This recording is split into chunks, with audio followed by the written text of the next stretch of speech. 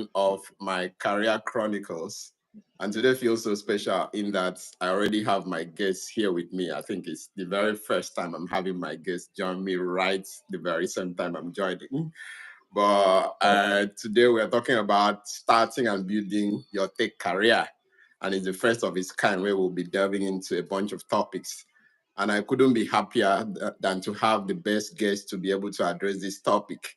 And today with me, I have Mr. Olúmáyòwá Akinkuehinmi. And a little brief about him, he's a DevOps engineer with Engage Messaging. And prior to that, he had a very long stint with Mayowa as a senior transmission engineer. And for the uninitiated, Mayowa is West Africa's #1 digital infrastructure company that was acquired by Equinix for $320 million, if I remember very well, in 2021. And it has, I think, the longest submarine cable in the whole of Africa, all the way from Portugal to Nigeria. Anyway, enough of the preambles, and we can just get into the business of the day. Mayowa, welcome. All right, thank you very much. And so sorry about my background. We're just doing a tech event in Ibadan here. So I had to just quickly look for somewhere to, join in on the session. Yeah, I know you told me that you have a couple of events today, and they are most likely going to be joining from the events. And thank you very much for making our time to talk to us right here. So I really appreciate that. We should be good. And big shout out to everyone who is joining us live, as we usually do it on my Career Chronicles. Feel free to tell us where you are joining from. And as we proceed, you can just drop your question right on the comments. You don't have to wait till towards the end. You can drop it anytime, and then we can always interject anytime and then put that question out there, and our guests will be able to address it properly. So, Mayowa, if you are ready, I am. Shall we? Yeah, sure, definitely. Cool. All right. So typically, the way I started over here in my Career Chronicles, I start with asking the very #1 question, talking about growing up. How was growing up for you? Tell us about it, your childhood memories, and maybe your schooling from childhood up until maybe the recent past. So let's start with that. Over to you. Thank you very much. Yeah. So I grew up in Lagos. I was born in Lagos. So I spent most of my childhood in Lagos and Ondo State, because I'm actually from Ondo State. So I think being in Lagos, my dad was out of the country at that point in time. So it was after my dad moved back to Nigeria.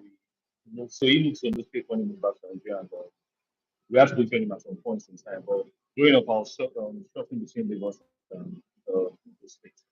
And so I did have my nursery or early childhood in Lagos. Then did part of it in Houston as well. Then my secondary did in Ondo State. Then straight to my university. And after uni, I actually moved back to Lagos. Then NYC, Akwa Ibom. So we're just me touching several parts of the country. I mean, exploring the South. Well, able to explore the South, the Southeast, then be able to. I think the only part of Nigeria I've really not explored is the North. Yeah, which are not really explored. Which I'm still looking to explore actually. Then so growing up as a child was quite interesting because I was exposed to tech quite early in my life.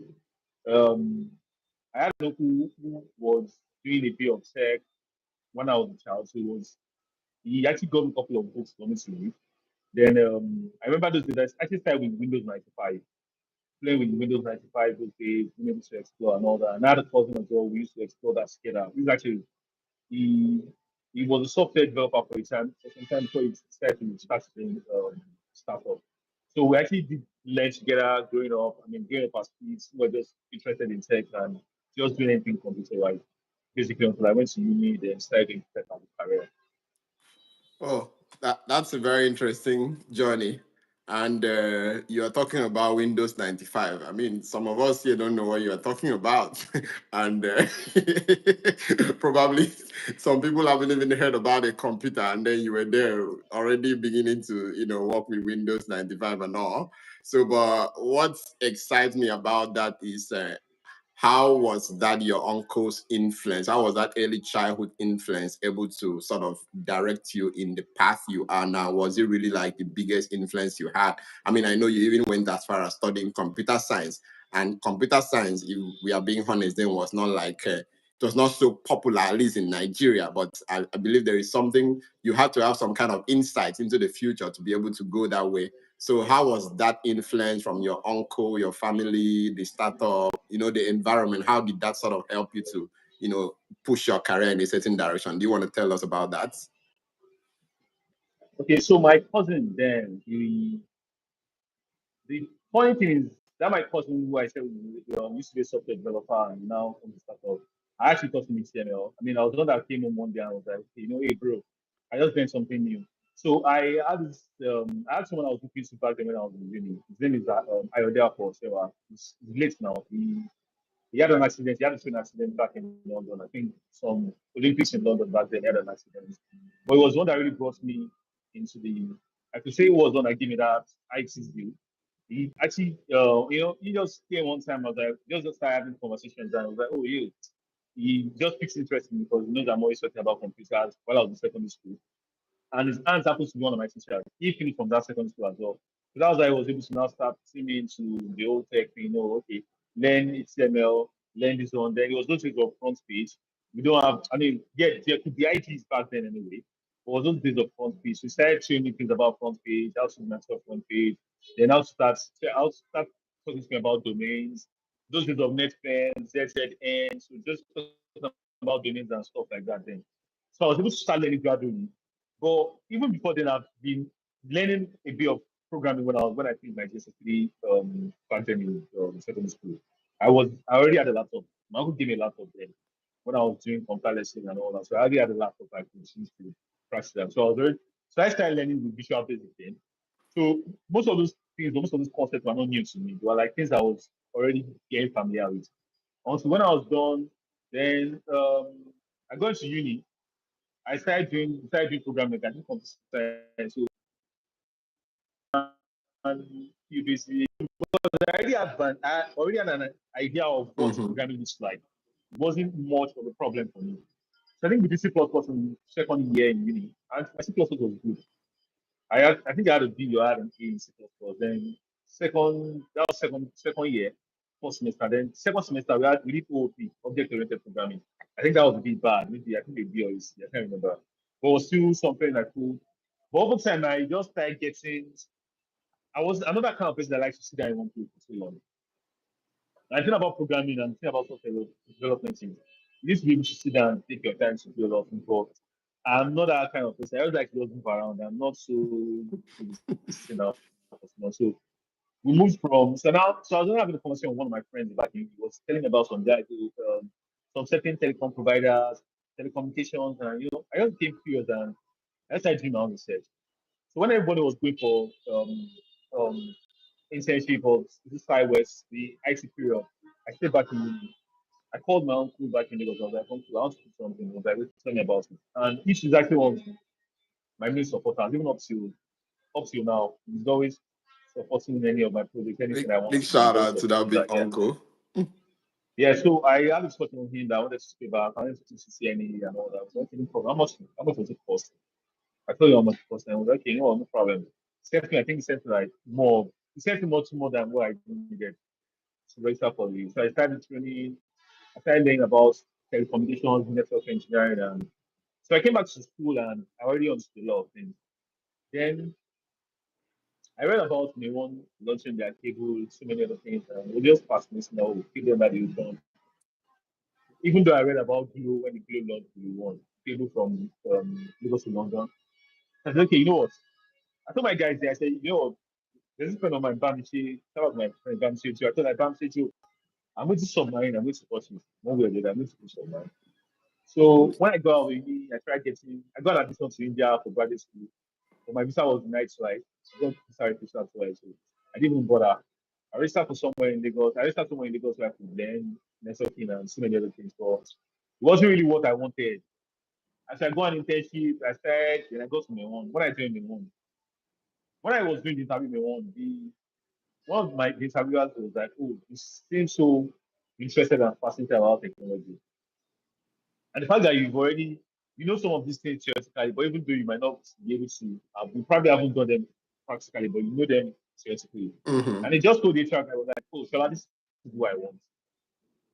And he told me point blank that we're going to train you, you're going to be there all these ways. So when I got in, I was lucky to be able to be with so many people in my team that were looking to help me grow, looking to help me understand so many things. I mean, I had everybody in my team, even people that were on other teams, but were working practically together, were all willing and ready to help me learn.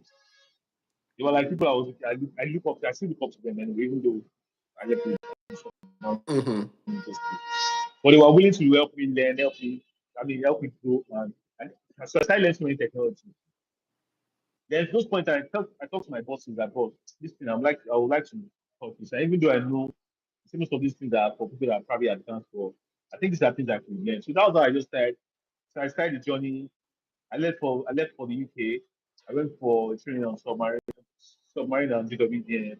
When I came back from the UK, I started implementing, I started doing a lot of projects. And then I went back to the UK on holidays one time. And when I was coming back from the UK, my boss just sent me a link that I applied for this scholarship. I'm sure you get me.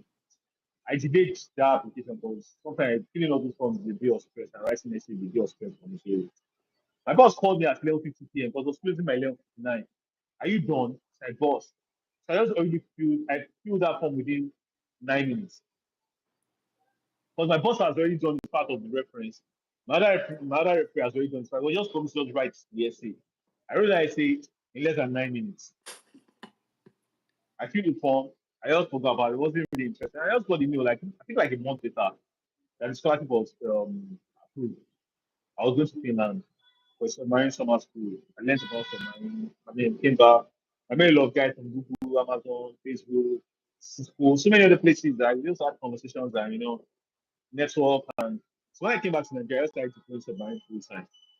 And after I leading projects, Cote d'Ivoire, Portugal, other places, Senegal, Ghana, I was leading projects in other places, and that was just the beginning for me. And I mean, from there, it's just been going higher, higher.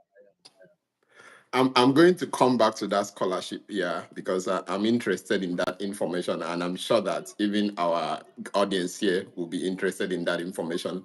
But something to unpack here is that I like the way that it shows that if you show initiative, people are ready to help you, starting from the family member, the uncle, even when you resume at your job, like senior staff at your office, but you just have to show initiative and a curiosity to learn. That's what I'm able to unpack here. And that's really a very big deal, especially when people want to go into tech and all of that. You just have to show initiative and not just sit back. We're going to come back to that scholarship specifically real quick. But let's talk about tech. I mean, if you go online now, you're going to see people talk about, oh, start a career in tech. Tech is the new oil. Tech is where the money is. Everyone is just saying, start a career in tech, start a career in tech. But I'm someone who loves first principles. Why is it a big deal to start a career in tech? I mean, not to pitch one career against the other.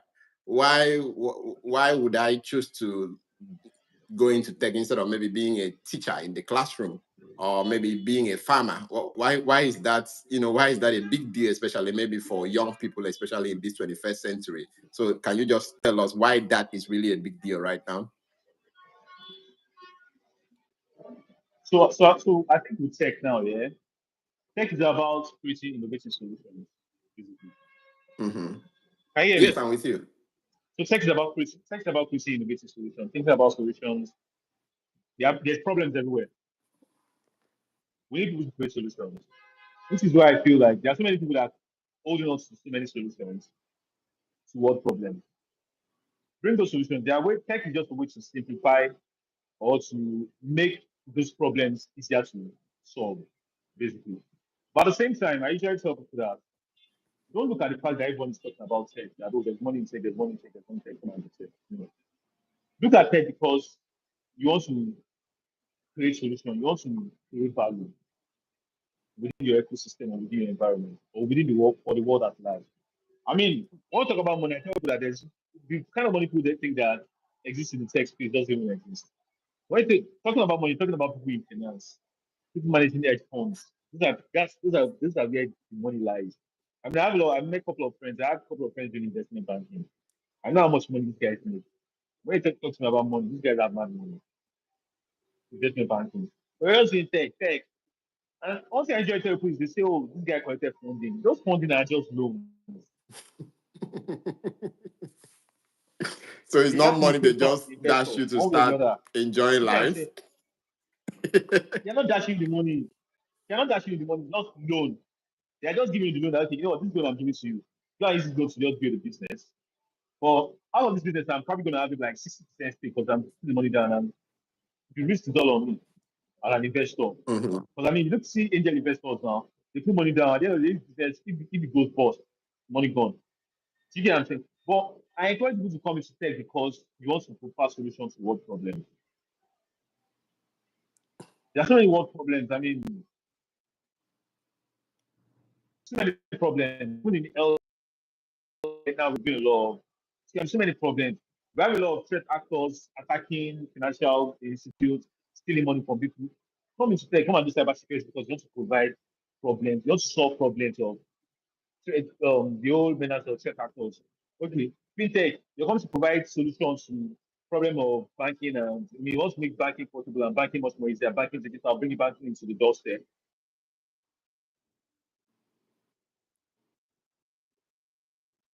to sell stuff. So that's fintech. So coming to tech is because you're coming to come and provide solutions to Look, problems. You're not coming now to tech because you want to make money. Because there's no money in tech. I'm not gonna lie about that. There's money. But the kind of notion people have about the money in tech is not it's it's just an overrated. illusion, Is that what you basically. mean? We'll talk about the It's just an money. illusion. But now that you are here, you said something very interesting. So you were like starting to talk about like the different areas. You said cybersecurity, you said fintech, because sometimes it just sounds ambiguous when they say tech. And sometimes they say tech and everything, what people just know about is maybe software engineers, product designers, and product managers. And to be very honest, maybe some people just know about those three guys. But I know that there is more to it. There are so many things. There are so many people just quietly building their career in the not so popular niche within tech, and then they are doing very well. So I wanted you to like take some time to sort of just mention some of these areas that are just out there, and then so that people will be aware that it's not just about software engineers, maybe product managers and product designers. Do you want to just mention some of these areas that we have Okay. opportunities in tech? So on that thing, there's so many rules. Mm-hmm.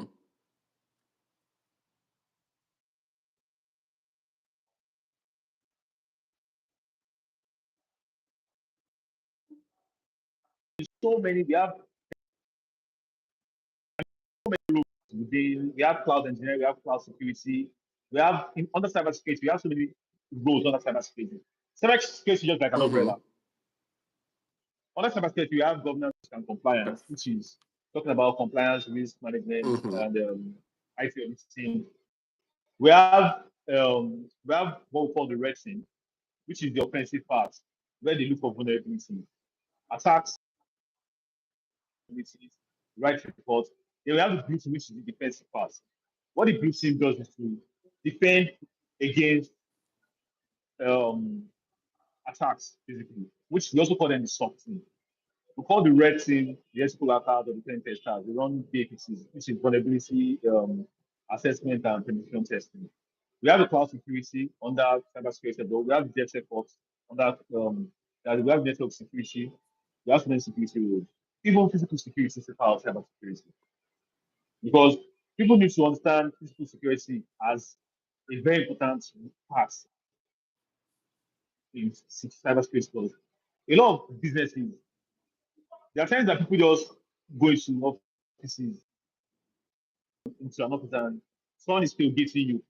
If you've not taken classes on cybersecurity, looking at the physical security part, you might not know that there's really something that exists that is totally getting. So there are so many roles or so many interesting things that actually that is actually embedded within tech as a whole. But everybody's just jumping because okay, they say, oh, right software developer, there's money in software development, there's money in this one, there's money in that one. But at the end of the day, you now find that there's so many interesting roles on that tech that you can actually take that. You don't even have to write codes. There are no codes, there are low codes, and you want to have to write codes, basically. So there are so many rules. It depends on what one wants to do for themselves. Okay, I don't want to write code. I want to do something like no code. I pick up product design, touch Figma, touch Adobe XD, then maybe do so many. I mean, what's it called? Scrum. Can be a Scrum Master. There are so many rules basically on that tech actually that you don't even have to write code. They also write code looking at, they also interface with codes or interface with command line, network engineering, network security, DevOps, DevSecOps, cloud security, cloud engineering, infrastructure. You want to be an infrastructure engineer, you want to be data center engineer, you want to be data center security. So many fantastic, interesting roles. You want to be an automation engineer, you want to be a build management system engineer. So many things to do during tech space. Just don't need to follow the crowd. Just I tell people personally that, you know what, take your time, do your research, do proper research, see what you think resonates with what you have interest in. Then build a career on that. Because there's something we usually call there's something we call, I'm trying to look for that English, job satisfaction. Mm-hmm. You need to be happy doing something. Right. So if you pick up this role, if you pick up this career, do you think it's going to be something you'll be happy doing? Big question. I It's ask people really that a big question a question. lot. Yeah. So I ask people that question, okay, you want to do this. Okay, if you do it, look at the pros and the cons. Okay, like when I was doing submarine, there are times that even Sundays I'm working on Sundays. There are times that I'll be like, oh, we need to travel soon, we need to go to Cote d'Ivoire. Even I just want to stay in Lagos. But my job tells me that, okay, you need to go to Cote d'Ivoire for the next 2 weeks. That's something I might not get back to Nigeria until the next 3 months. 2 weeks turns to 1 month, 1 month turns to 2 months, 2 months turns to 3 months. There was a time I was back in the UK, and I was on a Zoom call for almost like 70, like 47, like for 7 hours. On a Zoom call for like for 7 hours. We were solving the problem. It was during COVID, and it was critical. My family had to ask me that, guy, this is how you work back in Nigeria. I was like, yeah, that's insane.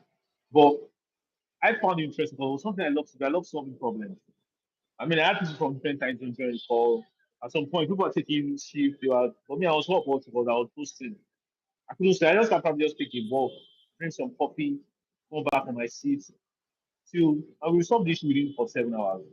But if for someone that doesn't have passion for that kind of role or that kind of, it's very difficult.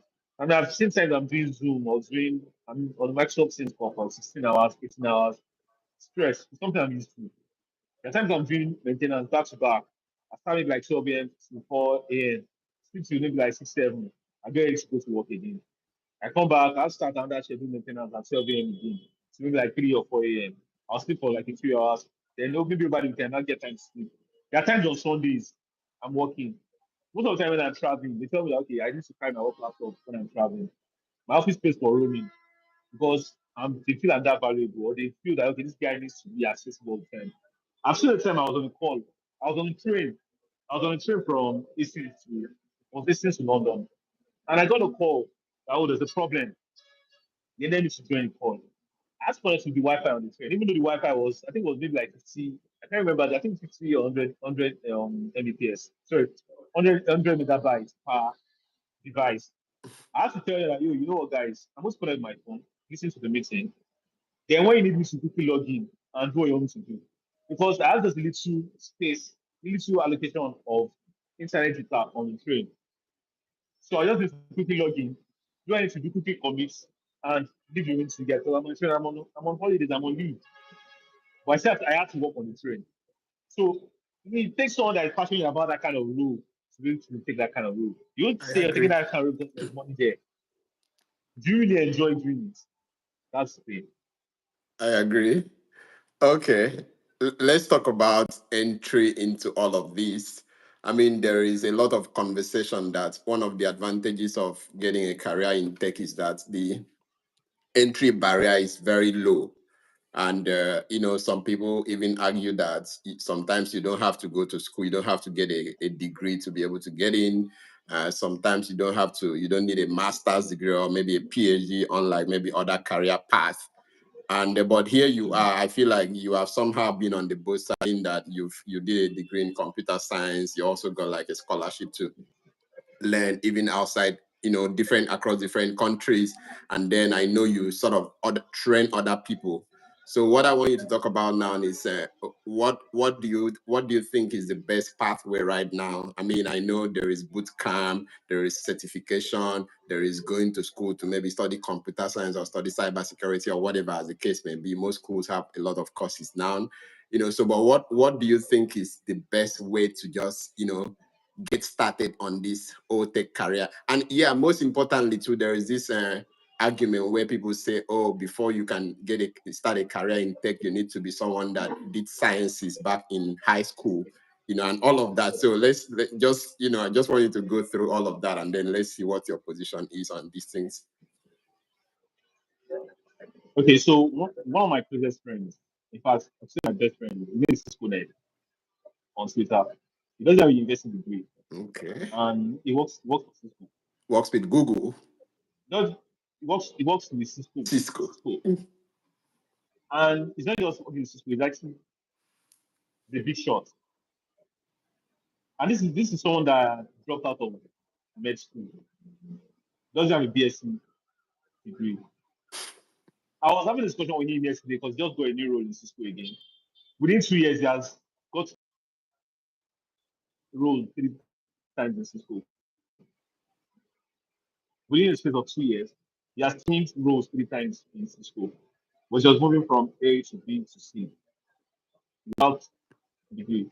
And there's actually someone that looks up to me. There's a mentor I have. It's called Sec Fortress. I had to force Sec Fortress to apply for Open University. He wasn't really interested in this. And this is a full-time job, and it's just clock 20. Just clock 20 this year. And he has a full-time job as a penetration tester. But I have to force him to go to uni. That guy, no, you're too young for that. Yeah, I went to uni. Go to uni. Even somebody just called me like that. Oh, bro, for that exam, you not ready to the exam. I was like, bro, I didn't even say it really well. Just make sure you focus on uni and just get a certificate, because something work for Cisco Net doesn't mean it work for you. Don't think because Cisco Net is easy to do it. Go to uni. Cisco Net will be like, no, go to school. You get what I'm saying? Because even now, at some certain point, I tell them most of them that I'm looking to go back to school, maybe just MBA. And I'm looking to do the MBA just for networking purposes. I mean, I'm building a startup, so I'm just looking at that for networking purposes. I mean, just to be able to meet other bright minds, create relationships, and all that. Not because I need the MBA certificate for anything. So, school is important if you can. For Nigeria, it's very important for you to go to school. I've been opportunity to work with a couple of people in several, I don't want to mention, but I've done a couple of projects for so many companies, foreign companies, and I'll meet a couple of people from there, engineers, they'll be like, oh, they never went to uni. I've been trained by Chinese that probably just went to high school and from there went to technical school. And they're doing very fine, doing very well in the tech space. So tech has gone beyond your BSc. What did you study in uni? Now tech is all about what can you do. I like that. Basically. It's all about what can you do. What can you offer? Tech, when you're getting technical, always build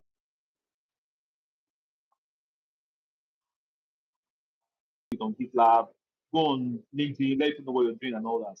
You get a job. Just make sure when you're building projects, build very complex and advanced projects. That's the best way to the heart of any hiring manager or anybody. When it's looking at complex projects you're building, you can even be 20 years old and building advanced projects. Those advanced projects can get you the first role as a senior engineer. Just because you feel like the kind of skill set you have, the kind of knowledge you have, has taken you beyond just a regular engineer to being a senior network engineer. A senior engineer, maybe networking. I mean, I became a senior network engineer in less than within 3 years, I became a senior network engineer. Because I was already doing big stuff where I was working. So it's very, very possible, very, very easy. It's just about the mindset and be ready to be working physically. So also I tell people about talk about certifications, boot camps. I mean, I run boot camps, but I don't tell people that it's compulsory to go to boot camps. If you can self-study, fine. Self-study, do your thing. build projects. But one thing I try to tell people is don't a lot of people come to me and they be like, oh, but I have to write a certification. What certification you think that I'm like, no. Don't let whoever you want to do debate all your certifications only. Why are you writing the certification? Why? Okay, write certification because you want to have certification, you want to have a paper. Certification is actually a skill of it's actually a test of skill and knowledge. Okay, I'm learning this, I'm learning that. Okay, how can you validate what you've been learning so far? To test your knowledge so far and what you've been learning. Write the certification. That's my own point of view. I mean, I'm a Cisco champion. I'll tell you to write CCA, write CCA, to write Cisco exams. But regardless, I'll still tell you that certification is just meant to be a test of your knowledge, not just write exam for going to write exam. Basically, that's my own point of view about certification and all that. Cool. Yeah, because I know there is always this contention, certification, boot camp, self-study. I mean, and I like the way you put it more like certification is a test of what you already know. So you don't start out writing certification, you start out learning, Yeah. and then you can now use the certification to validate, what you What you you learn. already know. And let's talk about how you leverage, because you talked about building projects and putting out there on LinkedIn. How do you think, like, meanwhile, for everyone joining us, like I said earlier, if you have any question, feel free to put it out there. Mayowa is going to answer your question right here on this call. So let's talk about the whole process of building projects, putting yourself out there, for hiring managers and maybe for other people for collaboration. So let's talk about how do you leverage platforms like Twitter. As a matter of fact, we first connected on Twitter. So that's a very classical example right there. How do you leverage platforms like LinkedIn, Twitter? I don't know what's happening on Instagram, maybe TikTok, Facebook. I'm not so familiar with what's going on in those places.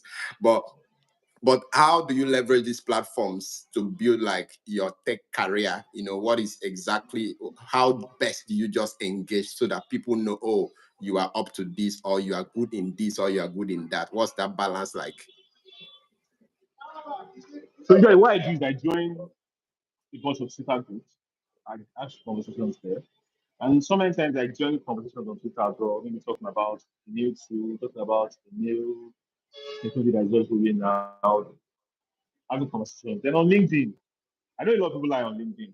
So I'm always very wary of kind of what I have on because I know a lot of people drop unverified web on LinkedIn. Just like, oh, I just think that, but a lot of time when you can check, which is why I'm much more big on Twitter and I have a LinkedIn account. I use my LinkedIn once in a while, but I'm much more active on Twitter. So what we do is we notice there are so many communities that have actually been created on Twitter. I can say Twitter has even more Twitter has a more bigger community compared to LinkedIn. Oh, interesting. You see a lot of people. I mean, I just got off of an event in Ibadan. So many people came for the event in Ibadan. This event, everything just stayed on Twitter. I was in Osogbo a few months ago. I was in Laosec a few months ago. I've actually joined some other ones on maybe on Zoom, Google Meet, and all that. Everything stayed up on Twitter. Imagine when all those things stay up on Twitter. Twitter is big like that, but it depends on how you decide to leverage on Twitter. Don't see Twitter as an application, see Twitter as a tool for growth. I've been able to help people get jobs from Twitter. There are times people just send me DMs that, oh, hi, Mayowa. I'm looking for 5 penetration testers for this social role. I recommend. I also check among people that I've talked to on Twitter, like, yeah, send me a CV, send me a CV, send me a CV. Then I get all those things and I push it to the person. And they just come and tell me that, oh, boss, I got the job. It doesn't happen on Twitter. It happens on Instagram as well, which is why I always tell people that, one, be mindful of what you tweet. Mm. Me, personally, like in certain tweets I try to stay away from. Political tweets, I try not to be involved with that. But when you see people talking about doing a lot of political, whatever, political nonsense, you're fighting because one politician is doing one thing, you're fighting, you're being tribalistic, all those things actually have problems. They come with problems because when you're saying, okay, as a Yoruba guy, you're fighting an evil person, I'm trying to mention tribes, and you need recommendations. It should be one Nigeria. You can say, easily me as a Yoruba boy should be able to get information from an Igbo man, like, guy, okay, come in, because I know my wife is good. or I'm recommending this guy because I know he's good. For most people, you are fought on Twitter, you fought on Twitter, fought everybody on Twitter. At the end of the day, when you fought everybody on Twitter, it's not very difficult for the person you fought to not recommend you, basically. So see Twitter as a tool for growth. Use Twitter very well as a tool for growth. You'll be surprised at so much stuff people are doing. I know someone that said I made over 30 million from Twitter. Someone personally I know that made over 30 million naira from Twitter. Just from doing mentorship and teaching and helping people do it. Over 30 million naira. That's it. So people have converted Twitter from where they fight factory, do news, to actually they see as their daily 9 to 5. So see Twitter as somewhere where you can talk to people about projects, put your projects up there. Okay, you built this so lab. Talk about those labs. You'll be surprised that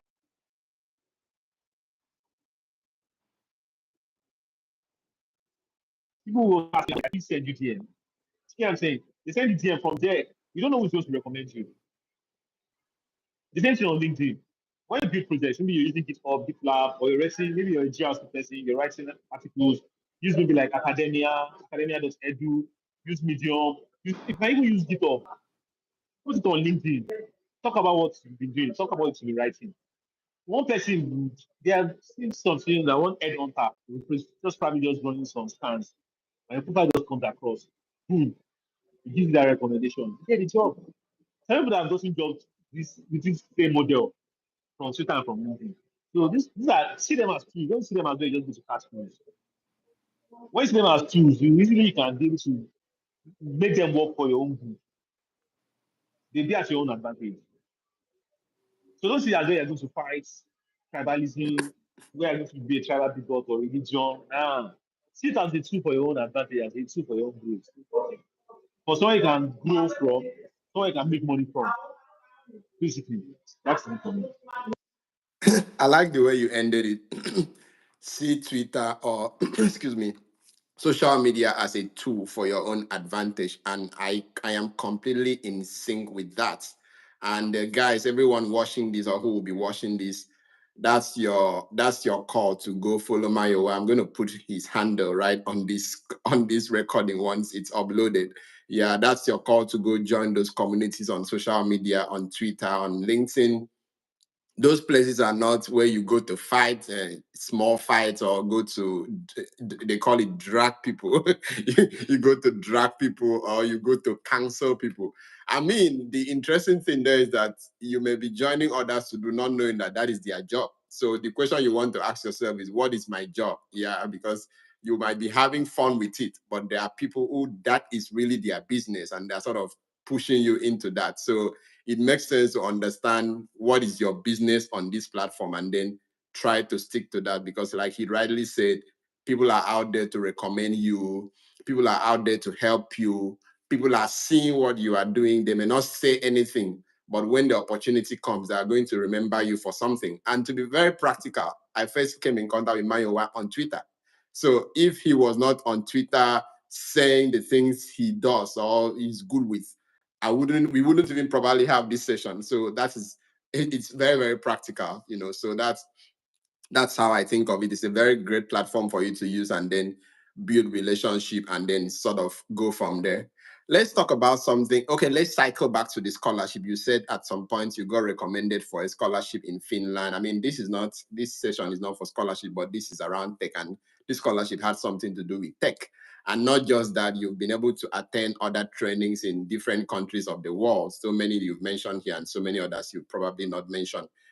How do you find opportunities, starting from these kind of opportunities? Because there is a popular saying that talent is enough, or talent is well distributed, but opportunities are limited. So, and because of that, I know the opportunities they're in people's hands. There are people that have more than enough, but there are some that are looking for just one. So, so how do you find opportunities like this, whether they be free training, scholarships, jobs? What's your approach towards finding opportunities that help you to advance your career? Mayo, I think you are muted. I didn't get to hear you again. Oh, Perfect. Yeah, sorry. Okay, we are sorry. back now. So I think for me, I was just that young chap who was just hungry for knowledge when I go into the telecom. Like everyone just knew that, oh, this guy just wants to us. Then I just went to school basically. So I started doing a lot of things. I spoke to a lot of my bosses. I was looking to learn this. I was looking to learn things people are running away from. Like the technology that everyone was running away from was what I was interested in learning. So when I started learning, I started going to sometimes when I'm meant to be chilling on weekends, I go to the guitar center, go and see my bosses, doing a lot of stuff, doing my presence, show me how to do and all that. That was how I started. So and I started picking the interest. I was like, I just got I was in training one day and on a local training inside the office one day. And someone just called me like, oh, hi, are you interested in this? I was like, I'm not interested. Man. I don't think I want to go to the UK because I knew I was going to sign in phone. I didn't want to sign in phone. I mean, UK is where I can easily go to any time. I was just going to verify the ticket.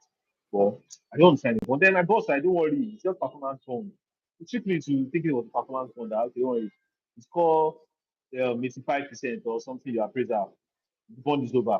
I mean, my least score in appraisal was maybe like 83% since I joined. 5% shouldn't be a problem for me. Yeah. So I went, but it was just the first training I went was just a 2 days training. But that 2 days training really, really did help me grow a lot. Because when I came back to Nigeria and I started doing deployments, people from that same company started becoming close to me because they felt like this guy is just one very crazy guy. Because kind of solutions I think of those solutions. There are times that we have problems on their devices. We do troubleshooting and they will tell me that, oh, you know, encountered this problem before. They also go and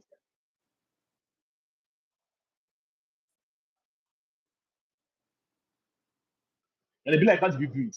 So I now give them my own solution of how I did it. I give it to them and they use it to update their knowledge base. What other customers use. So that was just it for me. Then I was just so it was more. I remember one of my bosses called me the R&D guy, research and development guy. I was always reading and just I just my own was just I just love fixing problems. Yeah, I don't just fix any problem. I say, oh, there's a problem here.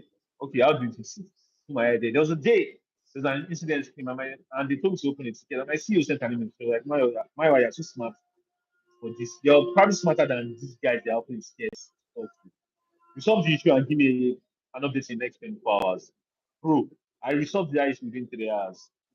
But just I didn't resolve the issue because they didn't give me that chance to resolve the issue. But I did it within 3 hours. So when my application went, I was already familiar with Google. I was doing project for Google and a couple of other guys. So I was familiar with them. It was easy for me to get in because Google was co-founded. When I got to Finland, there's people already waiting for me, like, oh, you're the one. Because already, oh, you're the one that they expected someone that was looking very big and then I was very thin. I was very thin and slim then. And they were expecting some big guy because from my emails and conversations and we're all bonded, talk about a lot of stuff, talk about technology. It was just a very fantastic program for me. But my bosses, my colleagues at work, they felt like I was the best person to just go at that point in time. Not like I was so superb or anything. I mean, I have my own flaws and all that, but they also felt like I love these people. There is no way I go to learn and I come back and I will impart that knowledge into other people around me. So I applied and I got the scholarship and I went, I came back. Then a lot of times there are so many trainings that just come and my name just come Mayowa because they know there's no way I go for that training and I will impact everyone around me. Everyone is going to learn. Because as I'm doing it, I'm showing you that okay, do it this way, okay, this is why you do this way. And they already know me also for troubleshooting. When there are problems, you don't know when there's a problem, your go-to guy is Mayowa. Just call Mayowa. Don't stress, they just call Mayowa and tell you how to don't worry about it. So it was just I remember I was in the bank in Cote d'Ivoire. When I got to the bank, it was a Friday. I was wearing a cargo short on that Friday because I wasn't really ready to work that day. So I wasn't prepared for work that day. They just come out, there's an incident in Cote d'Ivoire, one bank HQ. I got there, I was wearing the cargo short, was a camo short, and I was just wearing the Uzi. And I was just doing like my London boy in Cote d'Ivoire kind of setting. And someone just looked at me, I was like, why is the guy dressed like this? He said it in French, but I could understand what he was saying. Yeah. When it was time to resolve the issue, I took all them to the whiteboard. I drew their topology, drew everything, and told them, okay, I think we should break this thing, do it like this, like this, like this. That issue was resolved. Someone from the team reached out to me and said, what am I doing time in the evening? Think we could go get drinks and we just spend some time together. This is for people that were saying, why am I interested in this? Let's spend some time together. You know, another incident in another country in Africa.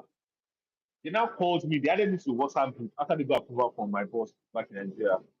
They added me to some issue and we had conversations. And that was just for me. So me, I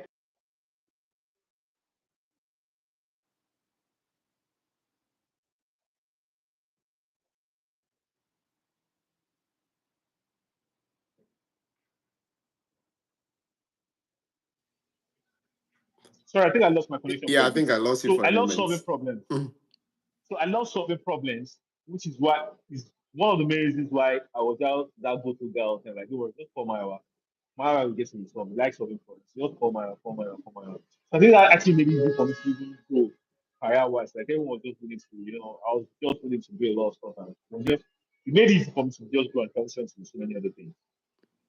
Perfect. Yeah. I mean, what I'm able to get there is that, I mean, opportunities just gravitate towards you when you keep giving. So you start by giving your best and giving what you have, and then opportunities gravitate towards you. And typically, if Yeah. people know that if they give you this opportunity, you are going to also pass it on to others, then they will give you even more opportunities because they know, oh, you're ready to share knowledge, you're ready to teach others. Interesting one. As we begin to round up, let's talk about AI. We are in the AI bust now, and everyone is talking about AI, ChatGPT, DeepSeek. The list is endless. You know, if you look at YC companies in this batch, you'll probably find out that maybe up to 90% are AI, powered by AI. So the big question is, what impact do you think AI is going to? I mean, it's definitely going to have impact on tech careers. I mean, I know it's wiping off some careers, is creating new ones. You know, so what impact do you think is going to have, and how do you build a buffer around your own career to be able to be protected in times like this, or in the time of this AI boss? How do you best build your career in these times of uncertainty? So I tell people a lot of time, AI is not coming to take your job. AI is meant to come make working easier for you, basically. So it's now to you to find a way to see how you can make working easier for yourself using AI, basically. As a cybersecurity guy, you're trying to see how to make AI, build around AI to understand patterns of vulnerabilities and be able to pick those vulnerabilities before they happen to your network or to your social or to your infrastructure. The only thing is, I feel people that feel they are doing maybe repetitive tasks. I feel like AI is going to take their role because what you're meant to be repeating all the time, AI found the similar way to just make it work. But when people keep shouting, AI is not coming to take your job.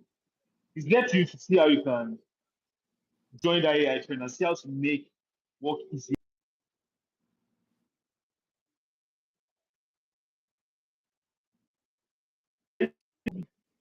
Now I'm trying to review something or maybe like something pages and all that. I know certain what called prompts I have to use. I'm trying to use prompts to do this. I might not feed AI the actual real data. I use some dummy data to I'm not trying to feed AI anyway. You get what I'm saying? I'm not trying to feed your, but I just put some dummy data. That dummy data comes back with the solution. It was already giving me an idea of what I'm trying to do. And now I'm trying to just work towards what I'm trying to do, basically. It's not just taking me like 5 hours. I do it within 20 minutes. Cool. So people need to start learning on how to leverage on AI to make their work seamless and make their work better. So it depends on the person, the kind of initiative they have, kind of mentality and whatever they have. To see how to make work. Yeah, just don't see AI as a threat. See AI as a blessing. As a network engineer, as a cybersecurity person, as a DevOps guy, as a cloud guy, how to make AI easy. I try to focus on time that as a someone doing Linux or doing cloud or doing anything, when you have issues, you put it on Google. Google maybe takes you to Stack Overflow. Now you don't have to go to Stack Overflow again. Just copy the error, blow out or retract whatever is sensitive there. Put it on target. ChatGPT comes back with solution for you step by step guide. What will take you maybe like 2 hours to go through Linux forums, Stack Overflow, Google search, and all that. AI is giving you maybe like 5 steps. You follow the 5 steps within 20 minutes, you're done. You've moved on. So I think AI is just coming to make work much more easy and seamless, rather than take people's job. AI won't take your job. If you feel like the kind of job you're doing it's kind of rule that AI might face more, learn something new. Right. Or bless you, find a way to embed AI into what you're doing. Make your employer see that this thing you feel that is redundant that this guy is doing. This guy is willing to embed AI into it, to even make it much more interesting and much more simpler, and even a whole lot better. Life becomes easy. Basically, that's my own point of view when it comes to AI. I like that second part. Find a way to embed AI into what you are doing. You have the option of do something else, or what you are doing, embed AI into it, which will maybe kind of increase the speed of delivery, improve your efficiency and all. Okay, my last question now, hopefully. On this show, I typically brag about the fact that I bring guests here to talk about the part of their career that you will not find on their LinkedIn page or on their Twitter. So over to you now. What is that part of your career journey, your career chronicle, that is not public knowledge that you want to talk about? I don't know. So I've done at least one project for 80% of the banks in Nigeria. 80% of the banks in Nigeria.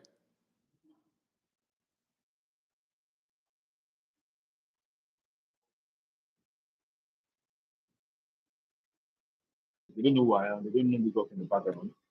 Then so much traffic between Africa and Europe for a lot of providers.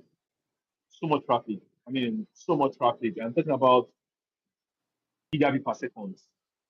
I'm not talking about Mbps. I've done so much of that. I've been involved in major West African projects upstream. There are probably others, but those are just because most of them are, that's kind of NGA. I'm not able to mention because of non-disclosure agreement and all that. But yeah, I've done so much stuff within the tech space that, but I'm just that background guy that who wants to just talk about it. But those that are quite close to me, they know most of the stuff I've done. Because they're close to me, they've seen maybe emails or they've seen where I'm working and where I was, on the project, or been on calls and been in meetings and all that.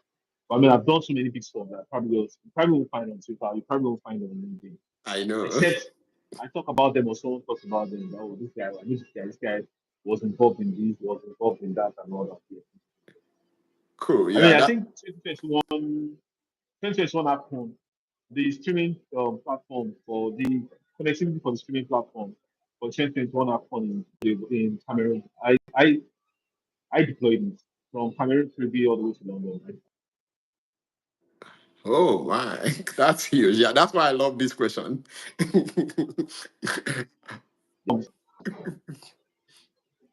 Okay, so let's get like your last shout out now. What's your last comment or your last word of advice to anyone wanting to start a career in tech? What's your last comment and your last shout out to the person? Just tell us, put it out there. Well, one thing I always say all the time is it's either one day or day one. It's up to you. Guys. It's either one day or day one. It's up to you. So she wants to be one day, you want today to be day one, or you still want to be one day.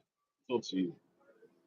That's very powerful. Do you want today to be one day or day one? That is really up to you. All the powers is in your hand. Thank you so much, Mayowa. That was a very interesting conversation. And as we usually end it on my career chronicles, Mayowa, coffee or tea? Coffee all the time. Coffee all the time. All right, guys. Thank you so much, Mayowa. I really appreciate your time. That was a very nice conversation, and thank you for jumping on this show. And it means a lot to me. I know. Yeah, and I'm so sorry about the environment. They have to run from the event. Then there was, I think there was a tanker accident as well. So that delayed us. Oh, okay. That's okay for me. I get it. Yeah, I'm glad we could make this finally, and thank you so much. I appreciate it, and have a great weekend ahead. Bye bye. Bye. Thank you.